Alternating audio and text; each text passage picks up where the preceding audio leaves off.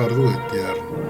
Bizim şakşamki gepleşigimizi höwet bilen gatnaşýanlygyňyza tüýs ýürekden minnetdarlygymyzy bildirýär.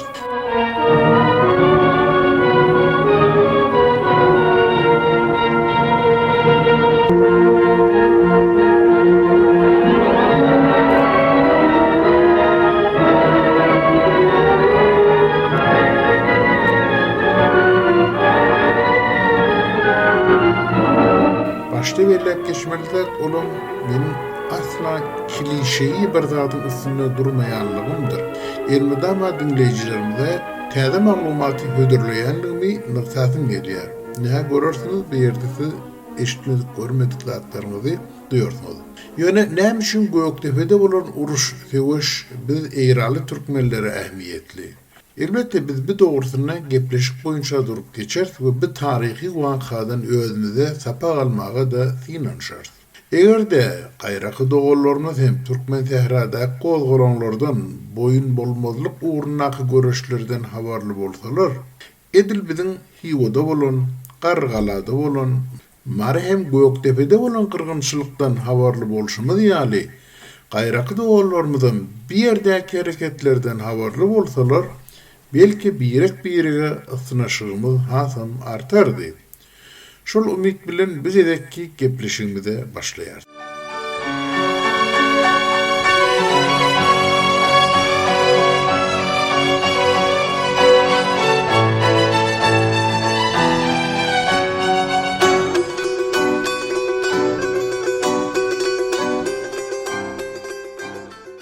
Herdatdan ozal bir wakanyň diýip sebäplerini näme üçin şunyanyk ýagdaýyň emele gelmegi hakynda bir gysgaçyk sözümüz bar. Bilşiňiz ýaly her bir waka bir wada döräni ok. Sebäpleri zynjyrlaryň halkalary ýaly iýdarlap netije almaly. Meselem biziň bugünkü temamyz Göktepe kırgınçylygyny alyp görelim. Barp 16-njy asyrda Awropada dören industrial rewolusiýa, ýagny inqilab san'aty bu gücünün kuvve buharın ulanıp başlanmağı, gemilerin tiz hareket etmeli, zavod, fabrik, karhanaların tiz ösmeli, onlara çiğ malın gerek bolmağı ve bu uğurda türlü devletlerin bätleşigi girmegi, onların arasında uruşlara sebep bolup geldi. Şol döwrüň harby hem mali taýdan güýçli devletleri, meselem Ingilistan bilen Fransa, Asya ve Afrika devletlerine bar olan çiğ malları elde etmek için bir bilen diş tırnak bolup uruşup geldiler. Basvalcılar ilki bilen dini misyonerlerini, keşişlerini verip ýagdaý yerine barlatyardylar. Ýa-da siýahatçy eşigine diplomatlar bilen Asya hem Afrika devletlerinin içki ýagdaýyny öwrenýärdiler. Yine Van Beriniň we beýlek siýahatçylaryň biziň topraklarymyza siýahat etmegi ýöne ýerden näli. Bir döwre kolonial ýagny istimari döwür diýip taryhçylar ad berdiler. Bu istimari döwürde Hindistan, Orta Asya we Afrika basvalcılaryň bähleşik meýdanlaryny öwürli. Bu uruşlar 19-njy asyrda hasam güýçlendi. Oşonuň netijesinde Orta imperatory, imperiýasy öz ýurtlarynyň baýlarynyň kärhanalaryny gerek bolan çiğ mallary üpçün etmek üçin nazaryny Orta Asya, Türkistany dipdi. Owganystany eýelep Orta Asya ýakynlaşyp gelýän ortaýyň bätleşi Beýik Britaniýa, ýagny Ingilistan hem inni bir ýerde boş durmaýardy. Şeýle ýagdaýda ortaýy öz goşunlaryny tiýdirek Owganystan bilen araçagy aşyrmak üçin Türkmen toprağından demir yol çekmeyi planlaştırdı. Ruslaryň maksady inni bütün Owganystany baswalan we Orta Asya Buhara emirligi şenli aralaşmagy niýetlenen ingilislerle garşy tiýizlik bilen ol ýere goşunlaryny sürmekdi. Türkmenler bolsa kafir Ruslara ýol bermejekdigini we olara bir gaýtawl berjekdiklerini ykdyýardylar. Türkmenler uly bir gala ýasapdylar. Başa asmana ýeten üçin, yani beýik bolan üçin o Göktepe şäher diýip ad berdiler. Esasen Türkmenler öz döwletlerini gurmaga taýýarlanýardylar. Meclisleri bardy we saýlaw esasyna hanlaryny saýlaýardylar. Altykilerin meşhur hanlary ilk bilen Arçman Serdary Karacaoğlanny. Ol ölenden soň ogly Salyk Serkerde boldy. Ondan soň Duruny, durun menteqetini basyp alan Garaglan Oğunbegi han boldy. Ol ölenden soň gaýdyp ýene Garajoglan bellenni, ahyr soňam hanlyk nowaty Nurberdi hana ýetdi. Nurberdi hanyň döwründe de inhe Göktepe uruşy başlandy. Ruslar diýdim zorluk bilen öz stratejik we harby maksatlaryny amala aşyrmaga ýynanşýardylar. Türkmenler bolsa diplomasi taktikinden peýdalanyp bilmän ýeke galylar. Esasen Türkmenler bu uruşyň öň ýanyny Ruslar bilen eýranlar, hatta oşandyr derege hanlarynyň özlerine karşı kılıçlaryny tirip duranlyklarynyň habarsızdylar. Käbir teke hanlarynyň bolsa allygynyň ýomutdyr nohra owalaryny guran oky çözüşleri bu iki halkyň uruşda birleşmegine päsgelçilik döretýärdi. Ahal tekeleri bilen mar tekeleri de birleşip bilmediler. Bu uruş wagty mar tekeleri ýagynyň özüňde nesip etdiňi uruş meýdanyny taşlap gitdiler. Ahalda ýaşaýan nohurlular da Dıkma Serdaryň hüjümine owalarynyň tozdurlany üçin uruşa kömek bermediler. Türkmenler elmidama tehralarda, düzlerde urt kaçtı taktiki bilen düşmanlara darbe urtdular. Olar hiç mal bir ýaňa bir kapasa bukulup bir gala girip düşmana karşı hüwüşmendir ya gorulmandylar. Ine bir yerde Gurban Murad Işan ýani fanatik ruhaniler Türkmenleri cihat ve şahadet deyip olan hemmesini galan içinde saklamaga kasam iştirýär adamlara. Şu kasamlar arasından her meclisi geçen gurrunlar doğrusunda maglumat bermäge ýynanşýar. Iskobilefin olokhan eden arzuwlarynyň birem şu bolupdyr. Belki Türkmenler düze çykmadylar, galan içinde galdylar. Men keyip edip şolar galan içinde gyryp tohmuny temmäke keýinip arzu edipdir. Ine Gurban Murad Işanyň bir halky kasama çağırmak, olar galadan çykmadylyk, hem ayal oglaň şoda gala getirmek, galada saklamak barasynda eden şol meclisdäki gurruny şuňlan baglanşykly. Kırgynçylyk bolan wagtda ayallar olaň ýüzüne tüküripdiler. Siz erkek bolup bizi gorap bilmediňiz, bizi bir tak getirip ölüme berdiňiz diýip ayallar olaň uşaklar zaryn olaň ýüzlerini tüküripdirler.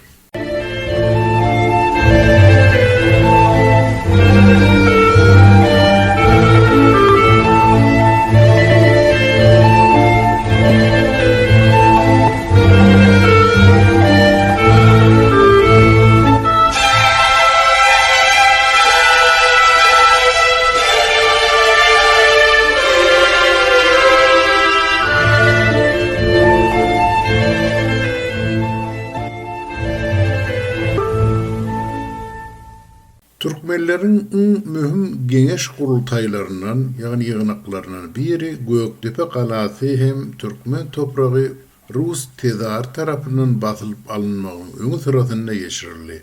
Cemhuriyet diýilip adlandyrylan bir geňeş seweşçiler nädip goramaly we herekete getirmekde mühim rol oýnady.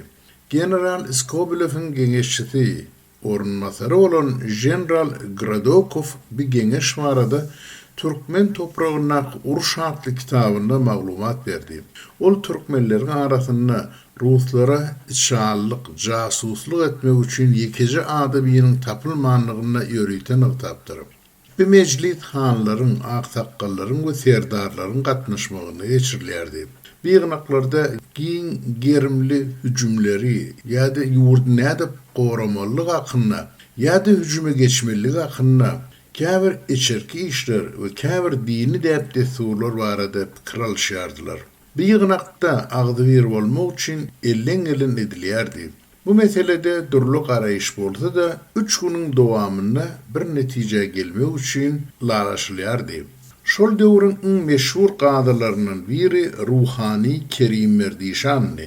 Ol takwalygy bilen meşhurdy we Göktepe gabugy wagtynda öldürildi, şehit boldy. Beýlekde bolsa Gurban Murad Işanny. Ol gala partlamadyň öň ýanyna Dıkma Serdar bilen bilelikde galadan çykyp mara gidipdir. Uruş hereketleri başlanmadyň öň ýanyna geçirir ulukhan maslahatda Han Mehmet Atalyk bilen Oraz Mehmet Han beýlerden uruşa karşı gurladylar.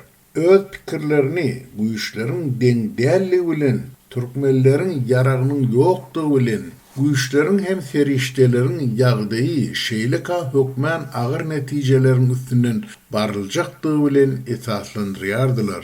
Ruslar bilen gepleşik geçirmäge özlerine ıhtiyar berilmegini teklif etdiler. Soň söz nobaty Gurban Murad Işana ýetdi.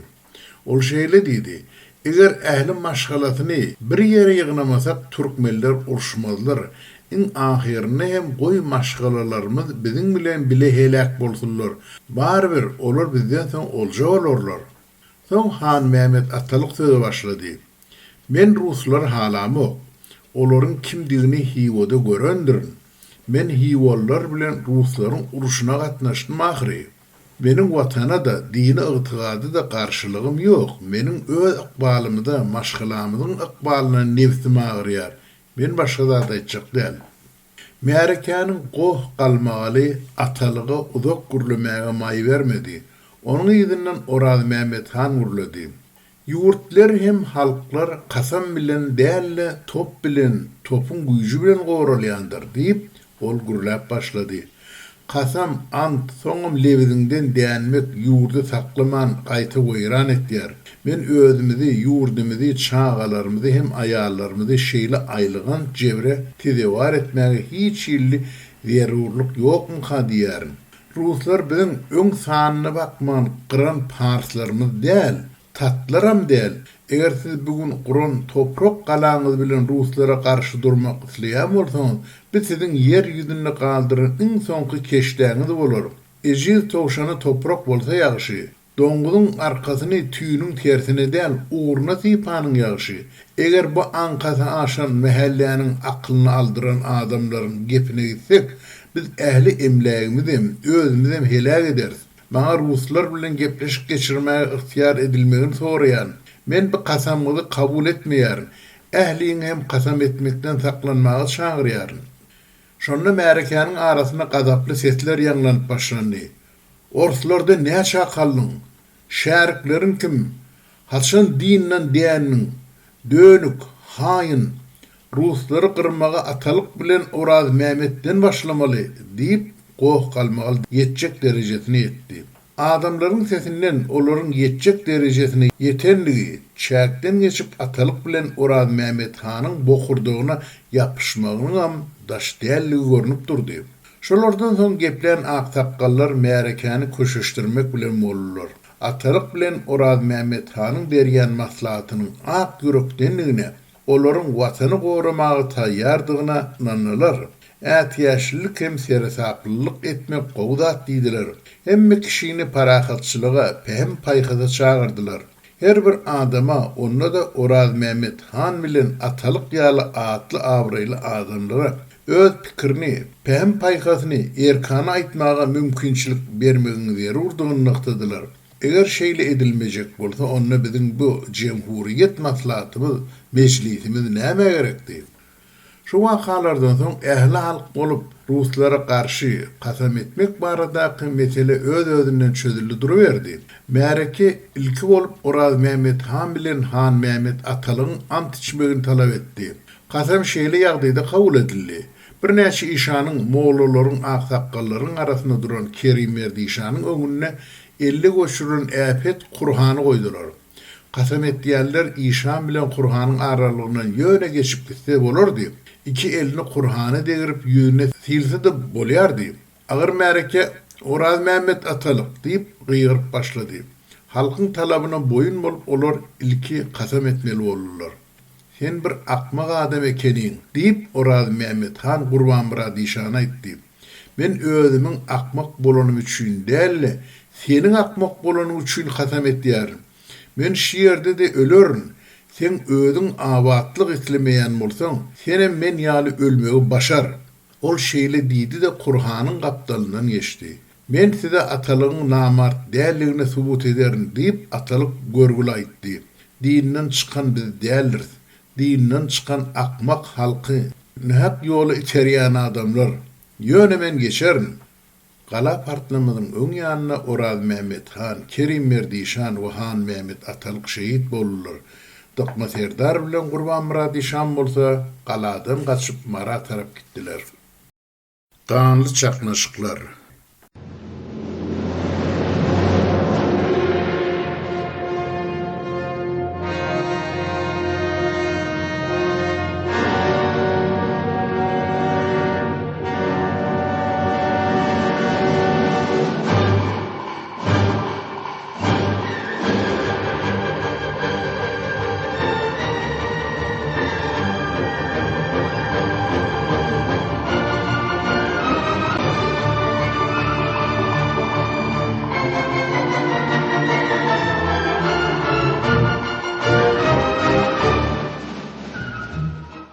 Hiwany basyp almagyň gidişine baryp 1873 ýylyň 12-nji awgustyna şertnama Hiwanyň ortaýa tabiň bolmagy, gol çekilmedinden hem odol, ýagny 7-nji 24-nji Julay aralygyndaky harby hüjümleriň netijesinde Hiwa hanlygyna türkmenler rehimsizlik bilen gyrylypdyr we hojalygy doly tozdurylypdyr.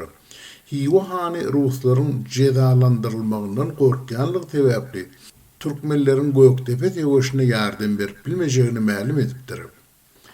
1880-1881-nji ýyllarda Hazar deňiziniň kenarynaky Mikhailov Balkan aýlygyndan Gyzylarwada şelli çekilen Zakaspi demir ýol gurulşy harby stratejik ähmiýete eýe boldy.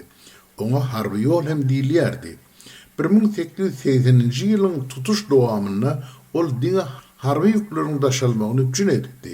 Padşah koşullarynyň türkmen tehralarynyň çuňur aralaşmagyny magali ýeňilleşdiripdi. General Lomakiniň ýolbaşçylygynaky ilkinji ahaltyky ýörüşi 1879-njy ýylyň awgustyna şowhy tamamlanandan soň padşah hökümeti aýal etmeýän ahaly basyp almak üçin ikinji ýörüşe güýçli taýýarlyk görüp başlaýar. Bu taýýarlyk gaty düýpli hem ahalyň tekelerinden aralmak ruhuny geçirilipdir. 1880-nji ýylyň janwiýe aýynda cezalandyrjy toporyň ýolbaşçysy edilip 1877-78-nji ýyllarda Rus-Türk Osmanly uruşunda tapawutlanan Teweşen general Mikhail Dimitrievich Skobelev bellenýär. Ol ägirt köp mukdarda yaragy, aýratynam tophana, ok därini, geyim gejimi, adygy, mal üçin iýmide alýar we daşap başlaýar. Bu zatlary taýýarlamak üçin polkovnik Nikolay Gradokowyň ýöritek komandasy Demirgazyk Eýranyň Serhet ýakasyndaky raýonlary da iýerilýär. Skobelev Gorhanadan alyp bilen hemme zadyny alypdyr. Ödem koşudurnak içinde wagşylara garşy hemme zat gerek bolar. Ýeňmek diýmek hayran galdyrmak.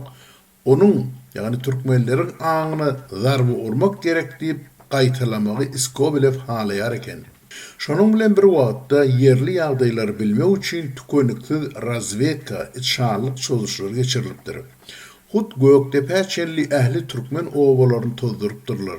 Olara hojalyk işleri bilen meşgul bolmagy, ýagny ekin ekmäge, hasyl ýygnamagy, mal bakmagy we şoňa eşdatlara mümkinçilik bermendirler.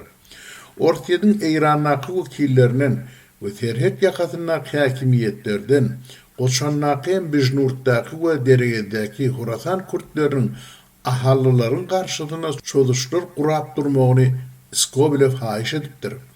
Ol 1880-nji ýylyň 20-nji juan aýynda Tomsonda Ortaýadyň Eýrannaky wekiline Zinovýew'e iweren telegrammasyna şeýle habar beripdir. Sitata: "Biz ýurdy tä Göktepe çelli tozdurdyk. Horasan kurtlarynyň şoluşlary hem Göktepe bilen Aşgabat aralygyny tozdurmak üçin gurnolsa maksada laýyk bolardy. Esasy zat tekeleriň azyk zapaslaryny, emleklerini otlamakdan ibaret. Stadan soňy. Ahalyň ilatynyň şeýirli ýagdaýlarda özüni nähil duýanlygyny gödegine getirmek kynel. Padşah goşullarynyň täze ýörüşe taýýarlyk görýänligi bilen baglanyşykly her hilli mışmışlar ýaýrapdyr. Bu işte Eýranyň Demirgazyk welaýetlerine peýda bolan ingilis jasuslary aýratyn jan edipdirler. Olar türkmenler ahiret şeýle teweşmäge çağırypdyrlar. Ýarag hem pul kömegini wada beripdirler. Edmund O'Donovan bolsa ruslaryň tekelerine hili kısmat taýýarlaýanyň barasyna mışmış ýaýradypdyr. Erkekler çapyljak, aýallar eskerlere beriljek, yer umumy hazina geçiriljek diýip wehem salypdyr. Bir hil mışmışlar onsoňam howply ýagdaýlary hasam çylşyrymlaşdyrypdyr. Rus koşunları eger ahaly basyp alaýsalar türkmenleri yararsızlandyrarlar. Olary öz ýurdundan sürgün ederler. Aýallardyr, çağalar bolsa eskerlere paýlap halky gorkudýan musulman ruhanylaryň arasyna fanatiklere ýardam edipdir bu pikirler. Ahalyň şeýle dartgyly ýagdaýda galan ilaty maslahat sorap Hiwa hanlygyny ýüz tutupdyrlar. Goňşy Hurasan häkimlerine bolsa öýleriniň Taragta, Bejnurda, Goşana hem deregede göçüp barmaklaryna ruhsat etmeklerini, terhet yakalaryna vilayetlerden galla satynylmagy ıhtiýar bermeklerini sorap ýüz tutupdyrlar.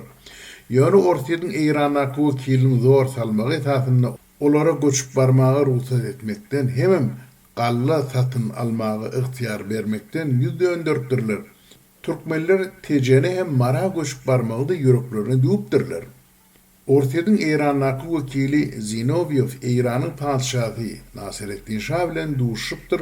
Ondan Britanlardan gizlilikde Skobelew'e ýük taşyýyş serişçileri hem adyp enjam bilen gollawdyr ýardym bermegine wada alypdyr. Şeýdip ahaly boyun egdirmek işine Eýran şah bilen Ortiýat padşahynyň arasynda dol hyzmatdaşlyk ýoly goýulypdyr. Atagoşudowyň Perman romanyna beýan edilişine görä Nurwerdi hanyň dogany Kazy hanyň ogly Ewedmirat Batyryň oldukma serdar del. Rus dostunyň nagym gazylyp diýär bilen galanyň partladyljak habaryny Batyra ýetirýär. Ewedmirat Batyr bolsa bu habary galany goraýjylary ýetirenne olar munyň bolup bilmejek işdigini gülüp masgaralapdyrlar.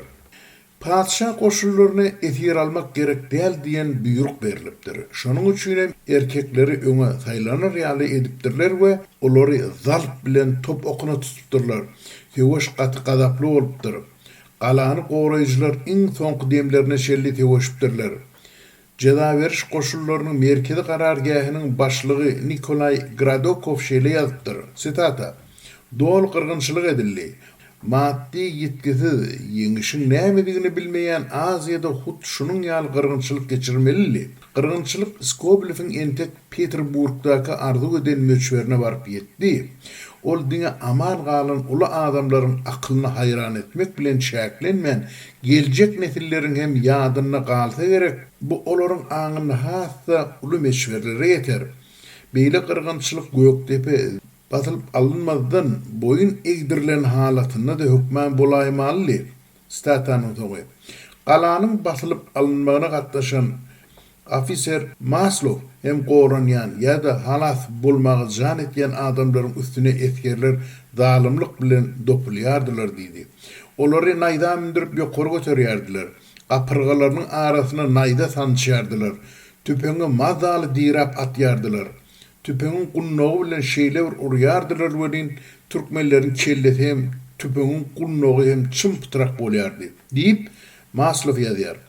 Kropotkin hem galanyň içiniň elhinç görnüşine eýe bolanlygyna şaýatlyk edýär. Köp matlyklar ençeme günmär ýygnalman ýetirdi. Käbir öýleriň içi matlykdan dolup Kropotkin ýazdyr. Galanyň filan günüň ertiri Skobelew 4 günüň dowamyna talana ruhsat beripdir. Galanyň düýbüne bazar açylypdyr. Sallatlar galadan gaty köp mukdarda haly kümüş şaý, uyon gapgaç geyim ýejim we beýleki zatlary şol ýere daşa urapdyrlar. Talan hallaryny 3 ýa-da 5 manada satýardylar diýip Terontov ýazýar. Süpük Ermeni bazarçylarynyň 100 manatlyk zady bir bulgur araga alýan wagt seýrek bolmaýardy. Talanyň başky 2 gününe sallatlar her gede galadan haly ýükün tutup gelipdirler we olary goşnuň ýanyna bolýan Ermeni jirjitlerine muhtuna diýen ýal satypdyrlar. Niredendir bir ýerden gaty köp mukdarda peýda bolan Ermeniler hasam çakgyny işleýärdiler diýip Kropotkin belleýär. Bahasy 60-100 manat bolan hallary 3 manada hatda 1 manada berýärdiler. Ýene ýarym sagatdan başga bir halyny süýräp getirýärdiler de ýene satýardylar. Köp ofiserler hatda olaryň ýokary derejeleri hem Ayratin polkovnik Atyeshovski öýleri üçin ummaty köp haly kümüş şaý tepler ýaraglar topladylar. Ofiserler hem sallatlar gaty köp baha zatlar öýlerine goşuldyrynak üçin ýa-diýärli üçin alypdyrlar. Galanyň içine diňe ruslar däl, Ermeniler hem Kurtlar da talançylyk edipdirler. Kurtlar Ayratinam wagşylyk edipdirler. Olar galanyň basylyp alynışyna tin edip durupdyrlar. Maslygy gonjak garga ýaly kırgınçylygyň tamamlanmagyna garaşypdyrlar. Şondan soň bolsa galanyň içine girip eden etdiligi başlapdyrlar. Talançylyk maksady bilen aýallary hem çağalar öldüripdirler.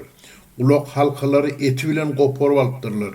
Bilezikleri eli çapyp alypdyrlar.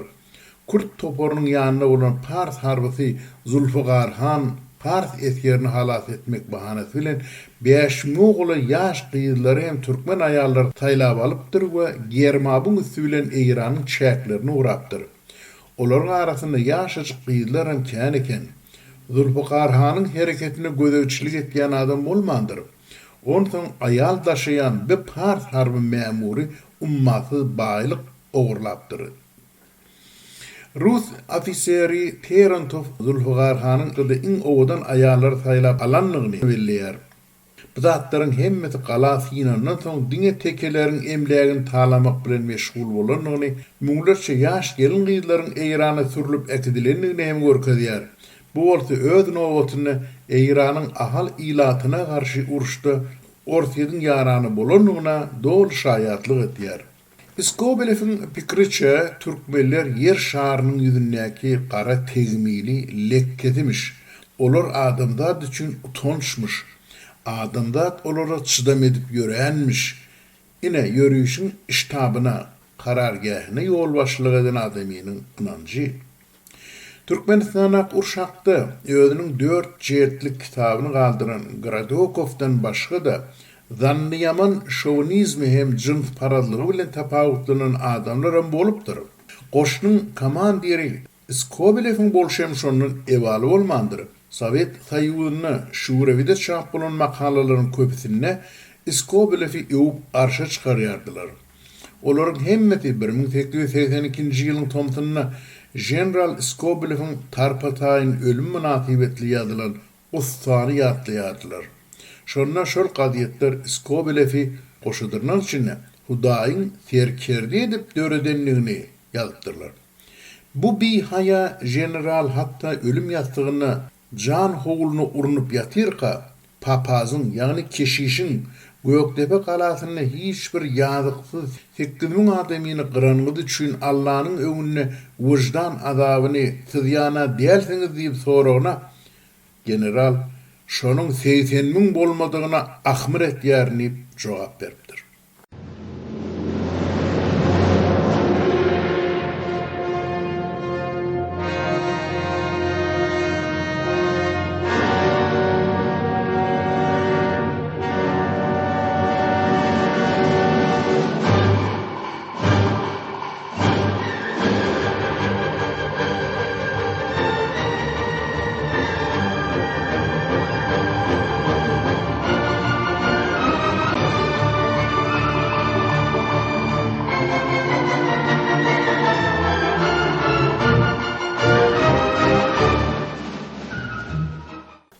Qadirli dinleyijiler, akademik tarih ünlülerinin doktori Murat Ananipetow'in Sowet Edebiýaty jurnalynyň 1989-njy ýylyň 10-njy sanyny çap bolan makalasydyr.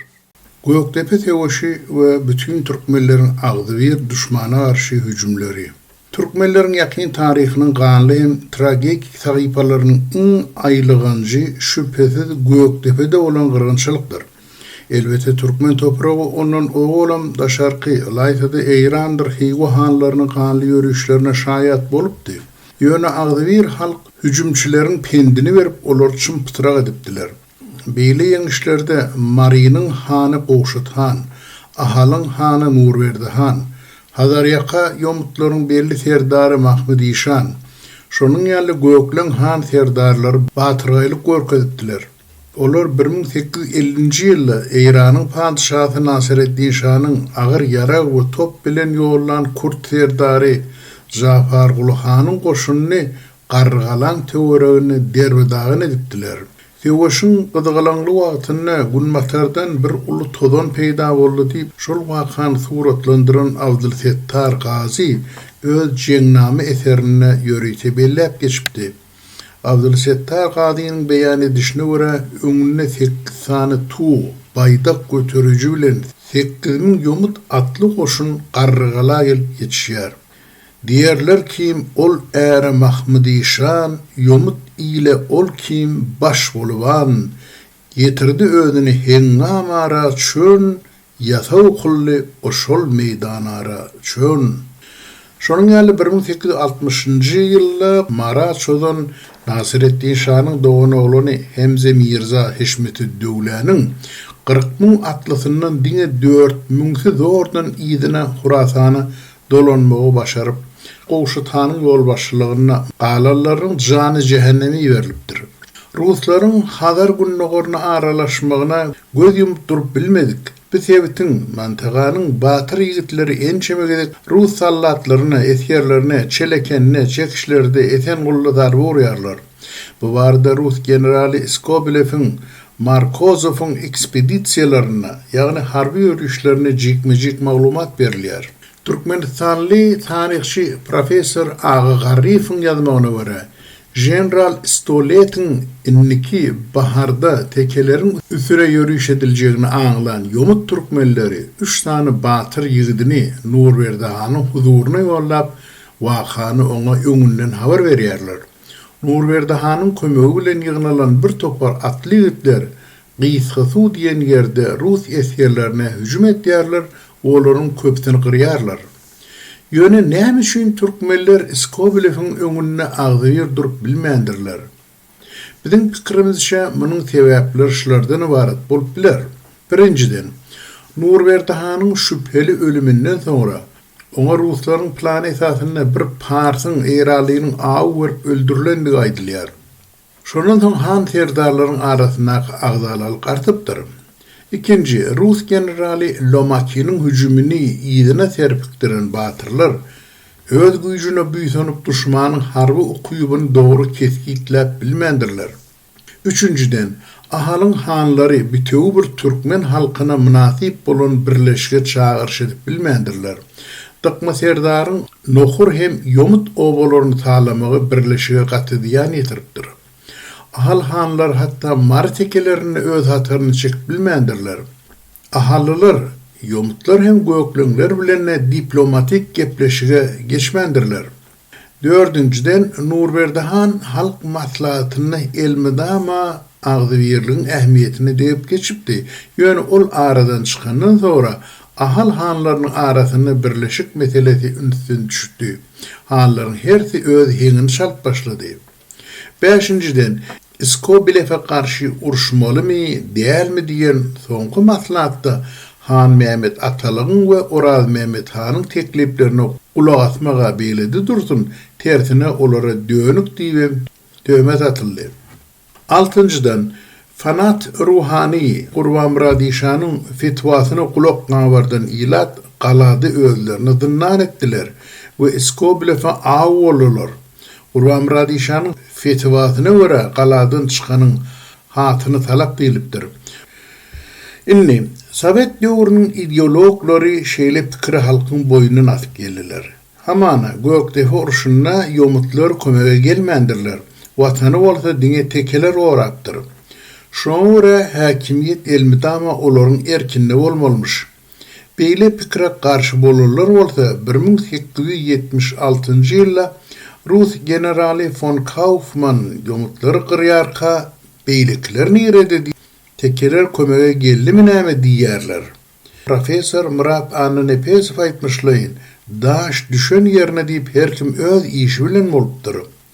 Ahalyň hanlary hatta marly dogolaryny öz hataryny alyp bilmendirler. Gökdepe uruşyň gydygalanly wagtyna olar ekin-dekini bahane edip, ýagyňyz özüňizde netip etsin diýip ahal terk edip mara gidipdirler. Güneş taklan batma bugün, oyun tehram yatma bugün. Kökün gaýym saklı bugün, agdalylyk ölsün bugün. Agdy birlik bolsun bugün. Bulut gaçdy el güýjünden, derýa açdy til güýjünden. Sorar bolsun il güýjünden, agdalylyk ölsün bugün. Agdy birlik bolsun. Bir mühim meselesi Yomut teke birleşigi şu ahal uruşunda nähilli özüni görkezipdir. Uruşda düşmanyň aragatnaşyk mümkinçiligine, ýagny telegraf aragatnaşyk sistemine darby urmak aslında goşunyň büýrük berici beýnesine darby urmak hasaplanýar. Türkmen tevaşicileri arçmanın golayına Rus harbi bölümlerine hücum eden bir wagtynda Yomut partizanları da çekişler bilen Bama arasında telgraf simlerini kesip Skobelev'in koşununa yardıma gelmege pätkilçilik töredipdirler. Bu arada Skobelev'in yakın kömekçisi General Gradokov'un 4 jeltten ibaret bolan Türkmen toprağına uruş kitabının 55. tahyipatına ýörekli maglumat berilýär. Elbette bu taýda Rusça taýdylýar, men Rusçasyny okap oturmaýyn. Şeýle diýe terjimesi 18 noýabrda Karajawatyr bilen Ýagly olumyň arasynda bir näçe telegraf tütünleri ýykyldy we simler goparly. General Skobelev ýomutlaryň bereketine ingilislerin müçewwerýanyna inanýardy. Şonuň üçin Tehranaky ilçimize, ýagny Zinoviyeva bir meseleni anyklamak üçin hat ýazdy. İlçimiz Ivan Zinoyev Eýran hökümetini ýomutlaryň şeýle hereketlerini öňüne almaga çagyrdy. Ali Hedret Eýranyň padşahy Nasireddin Şanyň kararyna görä Stravadyň häkimi bir ýagdaýy derinejek. Ýene bir fakt. Gradokov'un kitabının 33. tahyipatynda ýene şeýle maglumat berilýär. Çekişlerden Bama varýan düýä ýüklenen kerwenden ýomutlar köp mukdarda tüpen ok we top okuny ogurlap etiriň aňyrsyna aşyrypdyrlar. Ýa-da olar ýere gömüpdirler. 13. sentýabr akşamy ýene şeýle işe baş goşmany ýynaşan ýomutlardan 10 merti ele düşdi. Barlap görülene ýomutlar 18.000 sany tüpen oku bilen 200 sany top okuny alyp gidipdirler. Şondan sonra Skobelev ýomut gazalaryna we aksaqqallaryna haýbat atyjy şeýle mazmunly hat ýollady. Sitata. Soňky ýyllarda bir näçe waka boldy. Ýagny telegraf simleri we sütünler goparly. Dewlet emlägi ogurlandy. Sady türkmenler ok ýaragyň ogurlanmagynyň we telegraf simleriniň goparylmagynyň düşmançylygyň alamatydygyny bilmeýärlermi? Şoňra sabrymyz gutarmazdan ozal size diýdirýär. Öz tirideşlerinize haberdar edin. Bunun belek ok yara ogurlap ýa-da telegraf simlerini kesip ele düşenler ölüme hükmedilecektir. Beýle adamlary cezalandyrmakda Rus kanunlarynyň agyrdygyny sady türkmenler bilýänler. Öz owadaşlaryňyza beýle işlerden çetde durmaklaryny aýdyn. Bilip galyň, telegraf simlerini goparmagyň we ok yara ogurlamagyň cezasy ölümdir. Biz olaryň baryny atyp öldürür. Skobelew'in hatyndan statanyň soňy. Şonuň ýaly göklen türkmenleriniň hem Rus goşunlaryna ýük taşıyan düýeler haýdap alyp gaçyp goşuna darby urandyklaryna Gradokov ýazýar. Ýomut Abdullary ýarag taşıyan düýeleri ürküzmek bilen olaryň ýetmeli ýolunyň öňüne ketýärler diýip Gradokov ýazýar we şeýle belleýär. Sitata. Kılıç bilen söwüşde ýomutlar tekelere kömek etdiler we ýarag daşaýan düýeleri tekelere tarap sürdüler.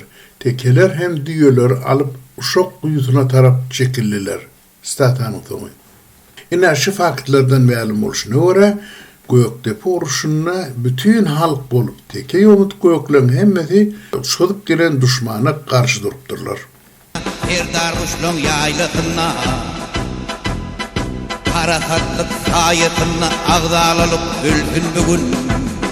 Agdy birlik bolsun bugün.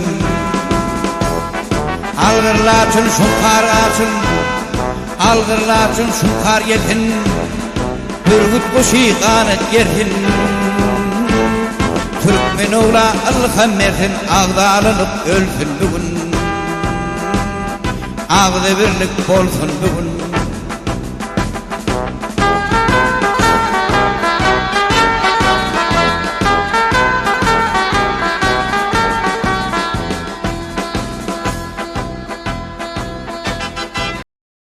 Göktepe wakatynyň bagly käbir täsin pursatlar. Bu Göktepe uruşuna gatnaşan Gönübek Bagşynyň ýatlamasdyr. Ýatlamany ýygnap Türkmen Öwren jurnalyna çap etdiren Serheng Seyitmurat Öwezbaýew çap bolan ýyly 1927-nji ýyl.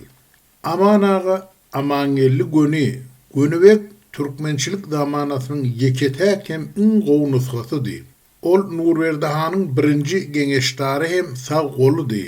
Onun pikri, onun sözü halkın tutuş şol döwür jemgyýetçiliginiň pikri sözü hasaplanýardy. Bir mahal Nurberdi Han maray denne Gurwamradişan onun yerine Ahalın hanı olmağa sinandy. Hatta özüne Sultan Sancar Mazi, yani Sani dimelle, deyip adem berdi. Bir işin soňy tilkem gancık oğullarının arasında kan dökülmegi bilen tamam boldy. Gurwamradişan bolsa ilin gözünden düştü. Sebebi Tehran bilen Bukhara Nurberdi Han'ı Ahalın han dep ikrar ettiler. Osmanlı döwleti hem Nurberdi Han bilen aragatnaşyk gurmak üçin Mehmed Emin diyen vekilini Türkmenlerin arasyna berýär.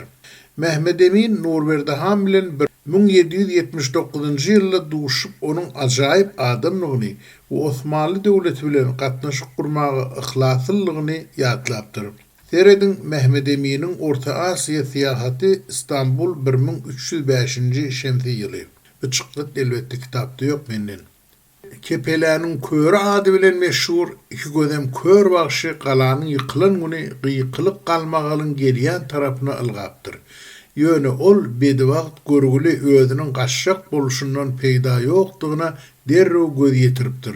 Ol ölülleriň jetedine, yarallaryň göwresine çukurdur tümmege büdürep, kädimiň birine ýykylypdyr. İl gün ýurt tapdak iň soňky aýdymyny aýdaýyn diýipdirde ol oturup dutaryny gabyndan çykarypdyr. Sesiniň ýetdiginden aýdyma gyýgyrypdyr. Ýöne ajan oku onuň aýdymyny orta arasyndan bölüpdir. Gulagyň gapyp gelýän top tüpeň sesiniň dumly duşy gaplap, ala ýagynyň elhenç zelzeläniň, aýallaryň hem çağalaryň agyň alasynyň güpür tapyryň arasynda kör bagşynyň aýdymy erkana, Kakabaş türkmençiligiň soňunyň geleni hakyndaky ennamyny tikenekledici pygan bolup ýanglandy. Şol wagt ýagdaýyň çykalgysyzlygy muňa hemme kişiniň hem gözüniň ýetenligi hakynda Goba Şahir diýen birem goşu goşupdyr. Tıkma serdaryň aýtmagyna görä, Rus toporlaryna siňen we türkmenleriň bähbidine habar getirip duran Ýomut ýigidi Musa Han bilen dilduşyp, hüjüm hereketlerinden we Rus harbylarynyň planlary hakynda habar alyp durupdyr. Toplaryň hem tüpeňleriň atışy güýçlenip başlanýar. Uzaktan görünýän gaýda gaýmaşlyk öň hatardaky mergelleriň hatarlarynyň görülmegi Musa Hanyň duýduruşynyň dogrudygyny tasdiklaýar.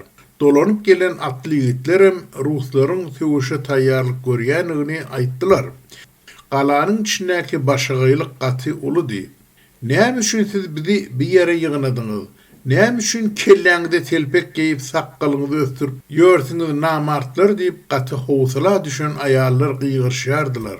Käbirler bolsa başlaryndan sypyryp alan gyýňaşlaryny galgydyp biziň arkamyzda giýdilenin diýip ýaşullara gyýgyrýardy. Köp aýallar gaçyp gelýärleriň öňünden çykmak üçin ylgaýardylar. Şerde Mirza Tugan Baranovskiýiň ýatlamalarynyň Ruslar ahal tekedi diýen kitaby 1789-njy ýylda şo ýylda çap bolan kitapdan bir gen wakany görüňmeriň. Jaryň içinden biziň eskerlerimizde 3 gedek ok atyldy. Serwazlaryň bir näçesi şol ýere atsallylar. Şonu olar tapançasyna ok salyp duran ýaş aýal maşgalanyň üstünden marýarlar. Onuň gapdalyna ýene-de 2 tapança ýatan eken. Sallatlar onu tutup bölüme getirip goşun maşlygynyň ýanyna eltdiler. Goşun maşlygy ol aýal maşgalany arkaýynlaşdyrmak üçin dilmazyn üstü bilen oňa şeýle diýipdir. Gorkma, sana ýamanlyk edilmez. Ýetir aýal bir ädim ýyda çekilip hemmeleri gazaply nazaryna aýlap, "Meni iştatdan gorkamak, eliňizden geleni aýamaň. Ýönesiz kapyrlar bizden gorkun we eýmenin.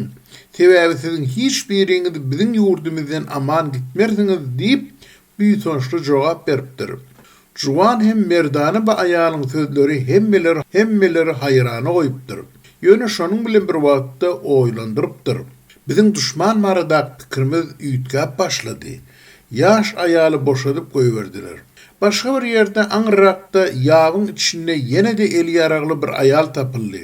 Ýaşy ötüşen, ýöre gujurulja kempir duşmandan geçýän bölümleri oka tutýan eken. Ýöne onuň kysmaty ýaman molly we gadawelen sallatlar ony tutan ýerine öldürdiler. Türkmenleriň bir gaýta olunan Staman 30 awgust agşamy ýyda çekilmeli bolduk. Şeýdip galan eskerlerimiz bilen Hadar yakatınaki bağdamıda gelip yettik deyip Mirza Toğan Baranovski koşunun mürdeti yatlayar. Hormatly dinleyijiler, indi geldik gepleşigimizin soňky bölümine. Göktepe kırgınçylygynyň türkmen halkyna getiren netijeleri. Bilşiňiz ýaly bolşewik kommunist ideologlary tezarizm we ortiyet padşahynyň düzgünni bütün halklaryň uly zynnany diýip häsiýetlendiripdiler. Bu zynnan diňe Rus we Rus bolmadyk halklar däl eýsem bu zynnany bütün demirgazyk Eýranam ýerýärdi. Esasan 1907-nji ýyllaky şertnamada bütün demirgazyk araçäginde ýaşaýan Azerbaýjanlylar, Hadar deňiziň günnogornak türkmenler hem Hurasanlylar da bu zynnanyň içindedir. Ýöne häkimiýeti tezarlardan ortiyet paşahyny ele alan bolşewik kommunistler tezar döwründäki bir topor şertnamalar hem düzgünleri saklap galylar. Meselem türkmen araçäginiň kä bölünmegini ikrar etdiler. Şeýlelik bilen nähä netijeler? Birinciden, türkmenleriň topragy basylyp alyndy. Ruhi hem maddi taýdan halk ejidledildi. Direniş, mugawemet ruhiyeti ayaga synalyndy. İkinciden, Göktepe galasynyň 9 ay soňra türkmen topragy Ortiyet imperiyeti bilen Eýran arasyna paýlaşyldy. Araçak çekildi. Üçüncüden, her iki döwlet güýç hem san taýdan bölünen türkmen halkyna diýdim zorlugyny artdyryp başladylar. Dördüncüden, türkmenler her iki döwlete salgyk tölemäge mejbur edildi. Beşinci, türkmenleriň syýasy, ykdysady mümkinçilikleri talanny, cemiyetçilik we medeniýet ösüşlerine düýpli zarba uruldy. Altıncı, Araçagyň iki tarapyna galan türkmenler gerek bolan ýagdaýyna birege ýardam berip bilmediler. Meselem 1-nji jahan urşy üçin türkmenlere basyş görkezden ortiyet padşahy, gurgana sygynan we bir ýerdäki türkmen dogallaryna penalan Balkan türkmenlerini Rus generaly Madritov Araçagy öwsüp gelip akla hökümet töweregine türkmenler paýhyn etdi, gyrdy. Ýa-da 1924-nji ýyly Jemhuriyet gozgolanyna Türkmenistan Jemhuriyeti ilerki dogallaryna kömek edip bilmedi. 7-njiden, Araçagyň her iki tarapyna häkimiýetler golasynak türkmenler berk edip olaryň sesleri çykmaz ýaly etmäge synanyşyp geldiler. Misal üçin Ardaşa we Stalin bu urda öz ýakalaryny tanıtdylar.